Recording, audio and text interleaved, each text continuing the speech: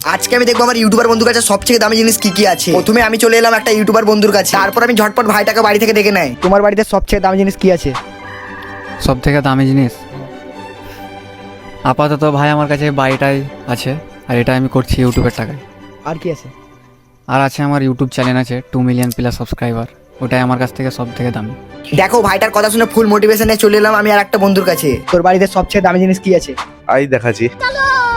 দেখো ভাইটার রুমে আসা মাত্র ভাইটা আমাকে সবচেয়ে প্রথমে স্টুডিও দেখিয়ে দেয়। তোর বাড়িতে এটা সবচেয়ে দামি জিনিস? হ্যাঁ, কত দাম? 80,000। মনে হচ্ছে যে সবচেয়ে কম দামি ইউটিউবার আমি। তারপরে চলে আসে আমি আর একটা ইউটিউবারের কাছে। আপনার বাড়িতে সবচেয়ে দামি জিনিস কি আছে? এখন তো আপাতত আমার কাছে এই রয়্যাল এনফিল্ডটাই আছে। কত দাম? এটা 2.5 লাখ টাকা দাম আছে। ভাই শুধুমাত্র বাইকের দামই 2.5 লাখ টাকা। ভাই তোমার বাড়িতে সবচেয়ে দামি জিনিস কি আছে? আমার বাড়িতে সবথেকে দামি জিনিস হচ্ছে এই গাড়িটা আর এই আইফোনটা আছে। আর তোমার চ্যানেলে সাবস্ক্রাইব কত? আমার চ্যানেল সাবস্ক্রাইব আমার তো চ্যানেলই নাই। তোমরা সাবস্ক্রাইব করে যেমনি ভাইটা একটা ইউটিউবার হতে পারে।